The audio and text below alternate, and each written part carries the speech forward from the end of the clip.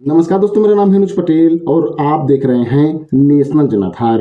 साथियों, 2027 में विधानसभा का चुनाव होना है और जिसके लिए बीजेपी अभी से ही एक खास रणनीति पर काम करनी शुरू कर दी है। इसलिए क्योंकि बीजेपी 2027 का चुनाव हर हाल में जीतना चाहती है। अगर बीजेपी के उस खास रणनीति की बात करें तो न सिर्फ बीजेपी के वर्तमान विधायकों की कुर्सी खतरे में है, बल्कि उत्तर प्रदेश के उप मुख्यमंत्री केशव प्रसाद मौर्य की भी कुर्सी खतरे में है। दरअसल मैं आपको बताता चलूं कि बीजेपी जिस रणनीति के तहत 2027 के लिए काम करना चाहती है, उस रणनीति के तहत बीजेपी वर्तमान विधायकों का भी टिकट काट देगी। दरअसल बीजेपी एक ऑडिट टेस्ट करेगी। जो विधायक ऑडिट टेस्ट में फेल हो जाएगा, उस विधायक का टिकट 2027 में कट जाएगा। फिर वो चाहे वर्तमान विधायक ही क्यों ना हो, उसकी जगह किसी नए कैंडिडेट को बीजेपी टिकट देगी। और अगर देखा जाए तो केशव प्रसाद मौर्य की भी कुर्सी खतरे में है।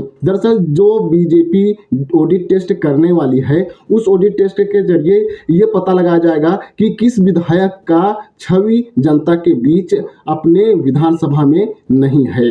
अगर ऐसा है तो केशव प्रसाद मौर्य की छवि अपने क्षेत्र में बिल्कुल भी जनता के बीच अच्छी नहीं है। अगर होता तो 2022 में समाजवादी पार्टी से उनका मुकाबला था और केशव प्रसाद मौर्य बुरी तरह हारे। और केशव प्रसाद मौर्य वो बीजेपी के एक बड़े नेता हैं, उत्तर प्रदेश के उप मुख्यमंत्री भी रह चुके थे, अब वर्तमान में भी उप मुख्यमंत्री हैं। बावजूद इसके भी 2022 के विधानसभा चुनाव में केशव प्रसाद मौर्य ने समाजवादी पार्टी से बुरी तरह हारे थे। अगर देखा जाए तो इस बार बीजेपी अपने जिस रणनीति के तहत 2027 में काम करना चाहती है, उस रणनीति के तहत केशव प्रसाद मौर्य का तो टिकट अभी से ही कट गया है। अब हो सकता है कि केशव प्रसाद मौर्य का जो उप मुख्यमंत्री की कुर्सी है वो भी खाली हो जाए। और शायद केशव प्रसाद मौर्य भी इस चीज से वाकिफ हो चुके होंगे कि उनकी न सिर्फ उप मुख्यमंत्री की कुर्सी खतरे में है, बल्कि 2027 में टिकट मिलना भी उनके लिए बड़ी मुश्किल की बात है। हालांकि ये देखने वाली बात होगी